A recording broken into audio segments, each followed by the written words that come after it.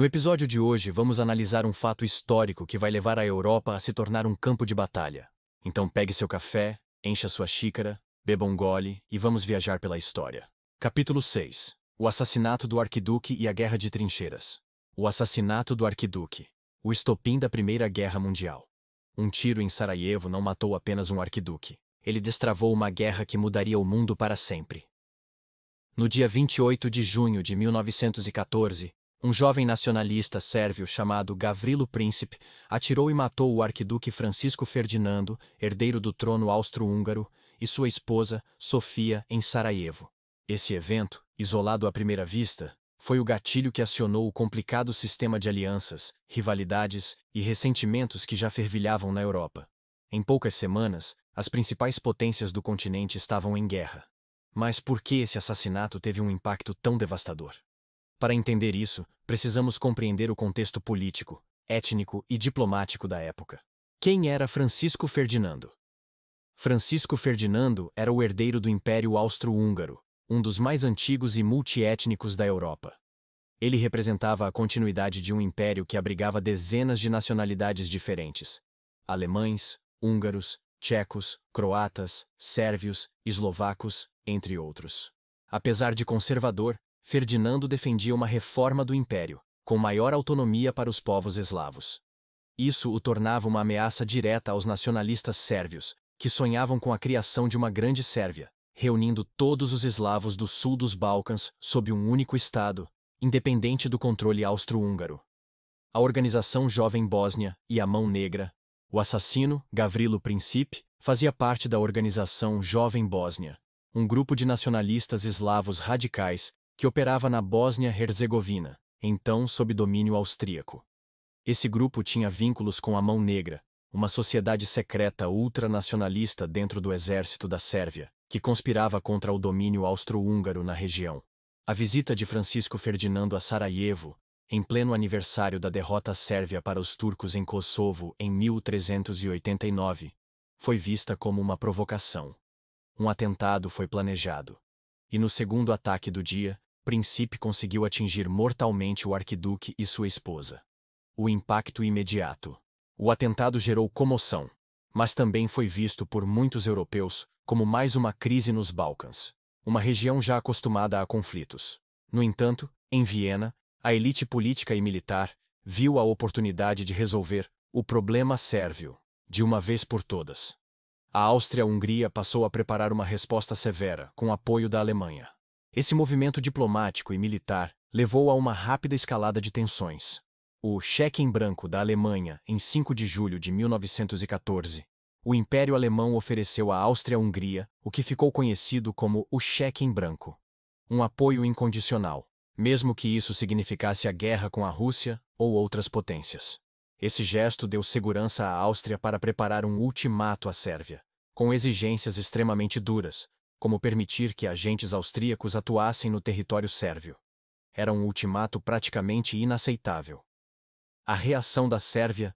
A Sérvia respondeu de forma conciliadora, aceitando quase todas as exigências, mas recusando permitir a presença de autoridades austríacas em solo sérvio, alegando que isso violaria sua soberania.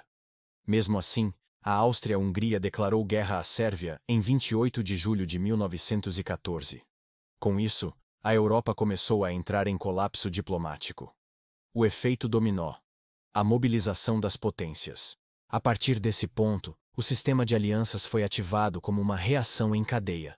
Rússia, aliada da Sérvia, iniciou a mobilização militar para protegê-la.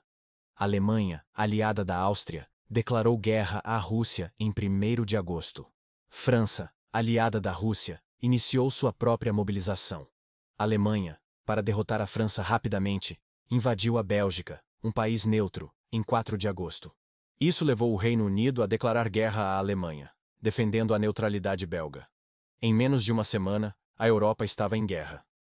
Por que a paz não foi salva?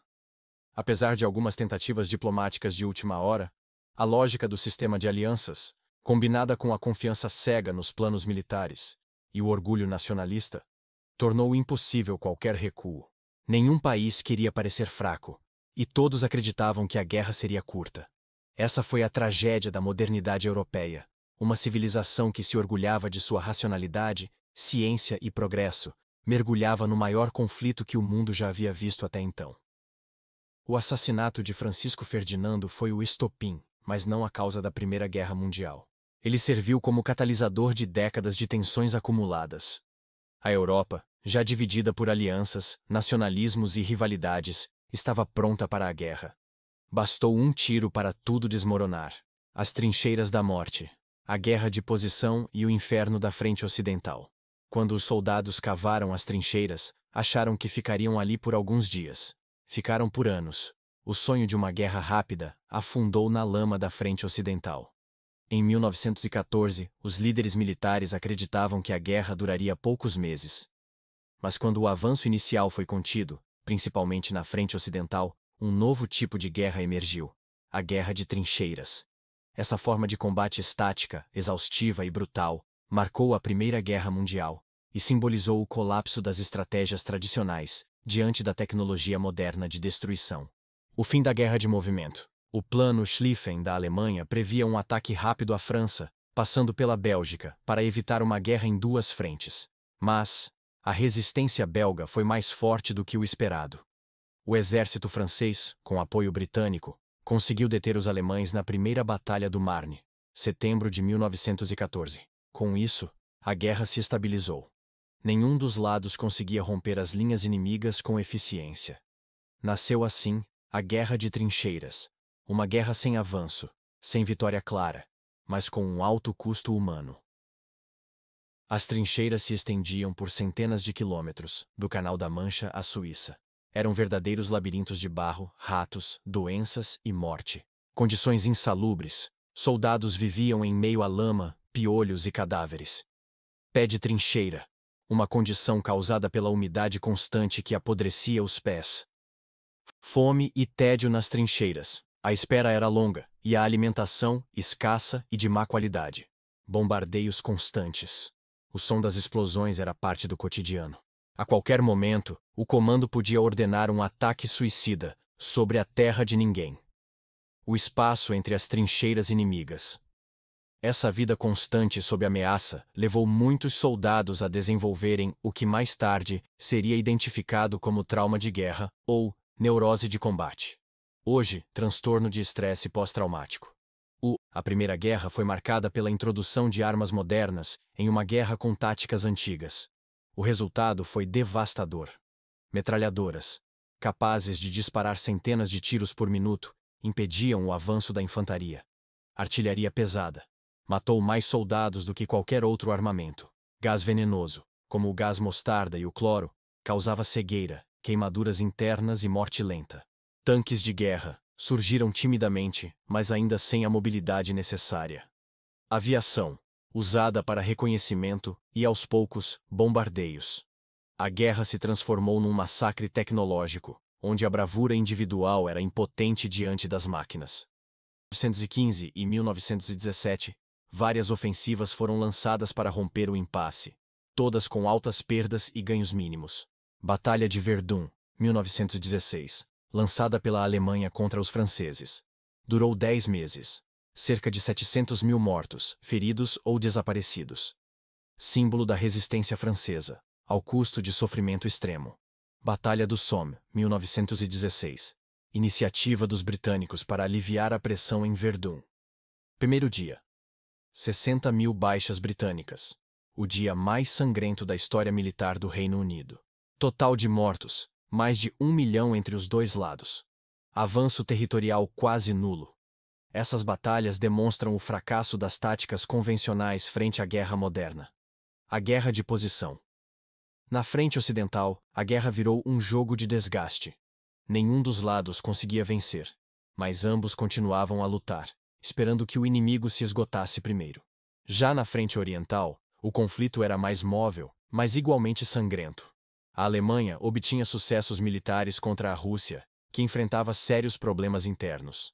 Enquanto isso, milhões de jovens europeus estavam presos em trincheiras, aguardando ordens para morrer em ataques fúteis. As mulheres na retaguarda. Enquanto os homens iam para o fronte, as mulheres passaram a ocupar o espaço deixado por eles. Trabalharam em fábricas de armamentos. Atenderam como enfermeiras nos hospitais de campanha. Atuaram em setores de transporte, comunicação e agricultura. Essas contribuições foram decisivas para o esforço de guerra e abriram caminho para mudanças sociais e políticas nos anos seguintes, como o direito ao voto feminino em vários países europeus. A Guerra de Trincheiras mostrou o absurdo da guerra moderna. Milhares de vidas perdidas por alguns metros de terra. Foi um conflito que uniu o horror da tecnologia com a brutalidade das táticas arcaicas. Um pesadelo vivido dia após dia por soldados comuns. A guerra, que deveria ser curta, entrava em seu segundo e terceiro anos, sem solução à vista. No próximo capítulo, descubra como a queda do czarismo e a chegada das tropas americanas alteraram os rumos da Primeira Guerra Mundial e do século XX. Já se inscreveu no canal? Ative o sininho e não perca os próximos capítulos de Café e História. Capítulo 6. A saída da Rússia e a entrada do ZEWA. Quando a guerra mudou de direção, vamos entender como a Revolução Russa e a participação americana alteraram o equilíbrio do conflito e encaminharam o mundo para o fim de uma guerra e o início de outra.